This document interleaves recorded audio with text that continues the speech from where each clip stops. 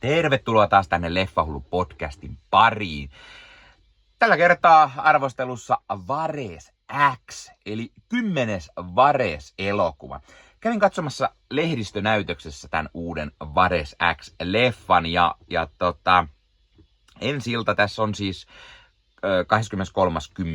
23.10., mutta pari viikkoa etukäteen sen jo onneksi näin. Meikäläinen on tosi iso Vares-leffojen fani. Aiemmat leffat on nähtynä, osa lukuisiakin kertoja, joten odotin kyllä innolla tätä uutta Vares-leffaa. Varsinkin kun on taas täysin eri tekijätiimi ja eri pääosan esittäjä. Ja koska yksi suosikeistani eli Tuukka Temonen on tämän ohjaajana. Ja mainitan myös, että jos joku ei ole huomannut, niin meikäläisen kanavalta löytyy myös haastatteluja, pari kappaletta. Yksi on vielä arvostelun jälkeenkin tulossa, eli jossa pääsin haastattelemaan elokuvan tekijöitä, niin ohjaaja Tuukka Temosta, Jussi Vareksen näyttelijä Leo Sjömania tai Mikko Koukia, käsikirjoittajia Satu Rasila ja Akseli Koukia sekä sitten Vares-kirjojen kirjoittaja Reijo Mäkeä. Eli kannattaa käydä katsomassa tai jos podcastia kuuntelet, niin löytyy myös Spotifysta ja muista podcast-palveluista. Eli kuten sanottu, niin mä oon tosi iso Vares-leffojen fani ja ne aiemmat on nähty useita kertoja. Kirjoja en ole kuitenkaan koskaan lukenut. Mä jossain vaiheessa koitin hiukan, mutta sit ei oikein, mä koitin kuunnella äänikirjana ja se jotenkin vaan ei oikein lähtenyt sellatti ja se vaan jäi valitettavasti kesken. Noita Vares-kirjojahan on tullut joku melkein 40 jo tähän päivään mennessä, eli kyllähän niitä löytyy. Ja kuten sanottu, niin leffojakin on tullut katsottua useitakin kertoja. Ja onhan viime leffasta jo jonkun verran aikaa, niin oli ihan hyvä, että tehtiin tämmönen uusi Vares-elokuva ja täysin eri näyttelijöillä sitten. Ja kuten sanottu, niin Varesta näyttelee tällä kertaa Leo Sjöman, joka toimii mun mielestä varsin mainiosti Vareksena. Hetken aikaa saattaa kuitenkin kestää, että pääsee niinku tottumaan tähän uuteen Varekseen. Jasper Päkkönen palaa taas kyypakkauksen rooliin ja Jasper Päkkönen on tietenkin yhtä mahtava kuin hän on aina. Puhutaan sitten itse asiassa vaikka muistakin näyttelijöistä tähän samaan syssyyn. Eli muissa rooleissa nähdään muun muassa Mikko Kouki, joka näyttelee tätä Vares-maailmasta tuttua poliisia Bränniä.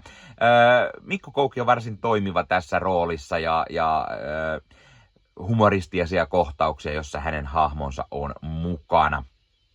Sarah Jolie ja Ilona Tsevakova puolestaan on niin kuin naispääosassa tässä leffassa ja molemmat toimii kyllä varsin mukavasti ja oli tosi hauskaa nähdä niin kuin naispahista Vares-leffassa ja täytyy sanoa, että varsin mainiosti toimikin.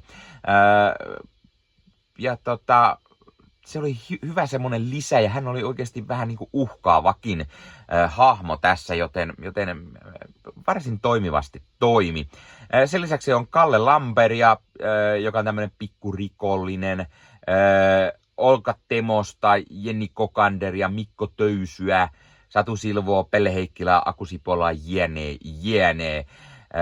Puhutaan hetken päästä lisää Temolasta, varsinkin Temosesta, eli Olkasta hetken kuluttua. Ohjaajana oli siis Tuukka Temonen, kuten jo sanoin, ja käsikirjoittajana Satu Rasila ja Akseli Koukia. Tämä elokuva perustuu löyhästi Vares-kirjaan Kolmijalkainen mies, mutta sitten on otettu yksi tarina on periaatteessa siihen ja sitten on omia vapauksiakin lähdetty tekemään. Tarinasta sen verran, että tällä kertaa Vares on menossa naimisiin. Ja kesken häiden sitten kyypakkaus soittaa Varekselle, koska hän on pulassa. Ja mihin ihmeeseen se kyy on tällä kertaa sotkeutunut? Ja miten erään rikkaan miehen itsemurha liittyy asiaan? Tai toinen kadonnut henkilö? Näitä Jussi Vares sitten joutuu selvittämään samalla kun hänen uusi tytärpuolensa kidnapataan. Eli on monta rautaa tulessa, useampi tämmönen asia, mutta kaikki tuntuu vähän liittyvän samaan soppaan. Ja tästä lähti tämmönen mukava, mielenkiintoinen Vares-maailman tämmönen tarina. Mä tykkään tosi paljon siitä, että Vares just tämmönen yksityisetsivä ja tulee just sellaista niinku, en nyt voi sanoa murhamysteeri, koska tässä on paljon muitakin niinku kadonneita henkilöitä ja muita tämmöistä, mutta tämmönen tuttu tämmönen Vares-maailman tai Vares-maailmassa on tämmöisiä tuttuja niinku, vähän tämmöistä Nordic Noir-tyylistä menoa ja tämmöisiä, mä tykkään tosi paljon yksityisetsivä leffoista ja meillä ei hirveän montaa Suomesta niitä löydy ja Vares tietty ehkä se tunnetuin hahmo täällä meillä ja varsinkin kun tää on jo 10. Vares-leffa. Voitteko uskoa siis 10 Vares-leffaa on jo tullut. Täytyy tosiaan, mitä mä sanoin, Vares-leffa tutun tyyliin. Tässä on mukana toimintaa, aimoanos huumoria ja sitä yksityisetsivä menoa ja meininkiä, mistä meikäläinen niin tykkää. Ja mysteerejä, vähän twistejä, ei ole aina niin itsestään helppo päätellä, että kuka on esimerkiksi murhaaja, jos on murha tai ketä on minkäkin asian takana, vaan mukavasti on pikku twistejä, eikä ne ollut niin ennalta arvattavia, joten oli varsin mukavaa. Vares on ehkä hiukan muuttunut nykypäivään sopivammaksi. Hän ei toilaile niin kuin kännissä tai krapulassa, kuten ehkä usein, vaan meno on enemmän semmoista niin kuin ehkä Varekselle rauhallisempaa. Ei kitata koko ajan olutta tai muuta. Tää on ihan hyvä siinä mielessä, että on semmoinen, vaikka mä välillä vähän odotin sitä, että jaha, meneköhän se Vares välillä sitten kaljalle tai näin pois päin. Ja sitten Vares-maailmassa tutut kaverit myös on mukana menossa. Ja tämä on se yksi asia, mikä täytyy mainita. Eli Olka Temonen näytteli pastori Alanea. Ja tämä on varmasti semmoinen asia, mistä tulee ehkä sanomista, että jaaha, taas on yksi mieshahmo tehty naiseksi ja näin. Mua se asia ei haitannut siinä mielessä. Ainut on vaan, että tässäkin nämä Vareksen kaverit on niinku melko, miten mä sanoisin, ne on melko iisejä ja siinä mielessä, että he ei ole täysin tällatti rappihollisia ehkä, niin kuin näissä aiemmissa Vares-leffoissa ja kirjoissa on tututtu näkemään. Ei olla koko ajan kittaamassa kaljaa tai vetämässä väkeviä, eli viinalla ei niin paljon läträtä. Ja se, että tosiaan Olka Temonen näyttelee pastoria Alanne ja sen lisäksi pahiksena nähdään nainen, niin varmasti tulee sanomista. Mun mielestä oli hyvä veto varsinkin tämä, että pahiksena nähdään nainen. Olka Temosen Alanne, no se jää Matti Onnispään version varjon, koska Matti Onnismaa nyt oli loistava tässä roolissa. Olka on ihan hyvä roolissa, mutta rooli on tosi pieni. Odotan enemmänkin just seuraavia Vares-leffoja tai sitä sarjaa, jos vaikka näitä Vareksen kavereitakin nähtäisi enemmän. Ja Mikko Töyssy sitten taas näytteli tätä Vareksen toista kaveria. No, tosi pieni rooli myös hänellä, mutta ei. Nämä Vareksen kaverit ei niin auennut. Leo Sjöman toimi ihan hyvin Vareksena, mutta nämä kaverit jäi jotenkin niin taustalle ja niin. Et toki tässä on enemmän sitä, että kun Vares menee naimisiin ja sitten niinku hänen kavereissa, niin tämä kyypakkaus on se, mikä saa sen isoimman roolin. No niin, yllättävää, kun se on Jasper Pääkkönen, niin täytyyhän semmoinen nyt isompi antaa, koska kaikki nyt haluaa aina nähdä Jasper Pääkköstä. Ja hän tietty toimi varsin hyvin tässä, kuten jo aiemmin sanoin. Ja mä sanoin, että elokuva oli varsin toimiva ja mä siis ehdottomasti sitä voin suositella muillekin. Leo Sjöman, Jasper Pääkkönen on ne, jotka toimii parhaiten, mutta oli siis ehdottomasti Sara Suli ja Ilona Tsevakova on ehdottomasti ne, jotka toimii mun mielestä parhaiten Sjömanin ja Pääkkösen ohella. Sen lisäksi tässä leffassa on hyvää kuvausta.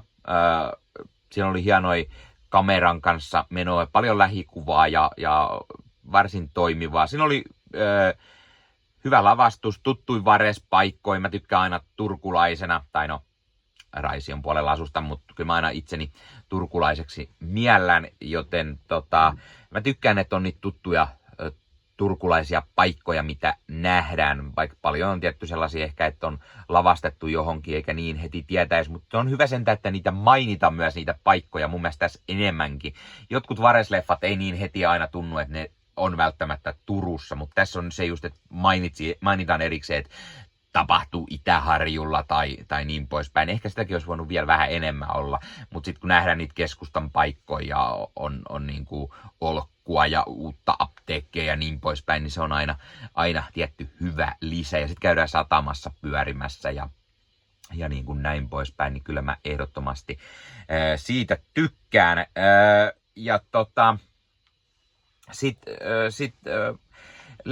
Leffassa on ihan hyvä tämmöistä pikkustoimintaa ja on ampumista ja näin, mutta silti niinku ei tää ole mikään toimintaleffa. Mä olisin halunnut ehkä toimintaa pikkusen lisää sinänsä, mutta sitten taas se olisi ehkä ollut sen yksityisetsivä menon niin kuin, tiellä niin sanotusti. Eli kun Vares ei ole mikään action stara, tai action hahmo, vaan hän on nimenomaan tämmöinen rauhallisempi yksityisetsivä, niin ei sitä actionikään liikaa saa olla, mutta Inasen olisi ehkä kaivannut lisää sitä actionia. Huumori toimi mun mielestä tosi hyvin, siellä oli paljon sellaisia kohtauksia, että ihan ääneen nauratti kyllä mä ehdottomasti sanon, että tämä 10. Vares on hyvä leffa ja mä tykkään siitä, että Temonen on onnistunut tekemään hyvin semmoisen oman näköisensä elokuvan. Ei kuitenkaan ehkä Temosen leffoista parhaimmistoon tämä mene, koska kyllä mä tykkään eniten hänen leffoistaan tästä valmentaja elokuvasta. Ja mä luulen, että se on edelleen oma suosikkini hänen leffoistaan. Arvosanaksi tällä Vares X:llä mä antaisin varmaan semmosen, mitä mä sanoisin, 7,5/10. Eli varsin toimiva leffa. Mutta pieniä sellaisia nyansseja on, ettei tää nouse sinne niinku isommat arvosanan leffaksi. Toisaalta sitten kotimaiset leffat on usein sellaisia, että ne on sellaisia kepeitä, tämän tyyliset varsinkin, sellaisia niin kuin kepeätä toimintaa, komediaa ja näin, niin varsin niin kuin hyvä leffa, ei mitään niin kuin maata mullistava, mutta ei sen tarviikaan olla. Ja mä ehdottomasti suosittelen, jos oot Vares-leffojen fani, tai näiden näyttelijöiden ohjaajan, niin ehdottomasti suosittelen. Kannattaa mennä katsomaan. Ensiltä siis tosiaan noin viikon päästä, eli 23.10. Laita kommentteja. Aiotko sä mennä katsomaan Vares X-elokuvan? Tai jos oot jo nähnyt, niin mitä mieltä olit uudesta Vareksesta? Mitä mieltä olit leffasta? Mitä mieltä oot uudesta Vares-pääosan esittäjästä? Ohjaaja Tuukka Temosesta, mikä on sun suosikki leffa Tuukka Temoselta, tai mikä on sun suosikki Vares-elokuva, tai ootko sä nähnyt ne aiemmat leffat, tai ootko lukenut paljon Vares-kirjoja, mitä mieltä oot niistä ja mikä on sun suosikki Vares-kirjoista, jos niitä on, ja meikäläiselle, joka ei ole pahemmin Vares-kirjoja lueskellut, niin suosittele jotain, mikä on ehdottomasti sun mielestä se paras Vares-kirja, mitä suosittelet, ja kerro ihmeessä, mikä on sun suosikki Vares-leffoista. Tai kuka nyt on suosikki Vares-näyttelijä, kun meillä on jo 3 Vares-näyttelijää. Ja hei, jos katsot YouTuben puolelta, niin pistä peukkuu, jos pist kanavatilauksen muistokellosta päälle. Näitä aina, koska tulee uusia videoita ja sen lisäksi auttaa kanava kasvamaan. Eli kiitos kaikille, jotka olette kanavan tilanneet. YouTuben puolella siellä on jäsenyydet, superominaisuudet päälle. Sieltä voi jäsenet tulla kanavan jäseniksi ja sieltä saa erikoismainintaa esimerkiksi tohon nimen, kun on kanavan jäsen ja sit saa erinäköisiä hyviä asioita. Näkee ennakkoonkin. Esimerkiksi tämänkin on nähnyt varmasti jo aikaisemmin, jos on kanavan jäsen, tämän videon sieltä ja muita videoita tulee. Esimerkiksi täällä on paljon täällä leffahuoneessa kaiken näköistä, mistä on tulossa lähiaikoina varmasti video, niin niitäkin näkee sitten ennakkoon, kun on kanavan jäsen. Joskus tulee jopa pelkästään jäsenille tarkoitettuja videoita. Ja sen lisäksi on kaikki korostettuja vastauksia ja tila ja tämmöisiä merkkejä ja muuta kaikki. Kyllä te tiedätte YouTube-juttut. 0,99 € kuussa tai 2,99 € kuussa, niillä saa erinäköisiä asioita, kun tilailee tai on kanavan jäsen. Ja niitä supertykkäyksiä, superkommentteja, kaikkea voi laittaa, niin siitä tulee muutamat kymmenet sentit sitten tähänkin suuntaan, eli kiitos kaikille, jotka olette niitä laittaneet. Ottakaa Leffahullu somekanavat haltuun, Instagrami, TikTokki, Facebook-sivusto, jäne. Meikäläinen tekee Marvel Podcast Suomea, Star Wars Podcastia ja sitten sen lisäksi meikäläinen kuuluu Leffamediaan, jos on yli 30 sisältöä, jotka rakastavat leffoja ja sarjojen katsomista, niiden arvostelemista ja kaikkeen leffoja ja sarjoihin liittyvää. Sieltä löytyy leffa- ja sarja-aiheiset uutiset, huhut, trailerit, sieltä löytyy haastatteluja, kaikennäköistä leffa- ja sarja-aiheesta. Ja jos taas haluat ostaa fyysisiä leffoja, niin suomikassu.fi verkkokaupasta voi käydä ostamassa itselleen 4K DVDtä, Blu-raytä. Siellä kun käyttää koodia Leffahullu, saa 5 € alennusta, kun ostaa yli 60 €. Mikä se mukavampaa? Pikkualennus, ostaa leffat ja sarjaiset fyysinä hyllyyn, koska koskaan ei voi tietää, koska kun suoratoistopalvelu lähtee muokkaamaan leffoja, poistamaan niitä valikoimastaan. Usein kuvan ja äänenlaatu kärsii, koska suoratoistopalvelun pittivirta ei riitä. Kun leffa on fyysinä hyllyssä, siinä on paras mahdollinen kuvan ja äänenlaatu ja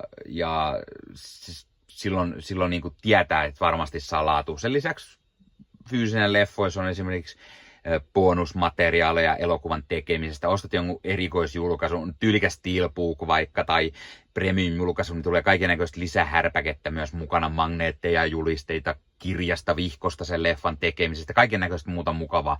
Sen takia fyysinen formaatti on aina jees. No niin, tää oli Leffahullu podcast tällä kertaa. Ei muuta, ensi kertaa. Se on moro.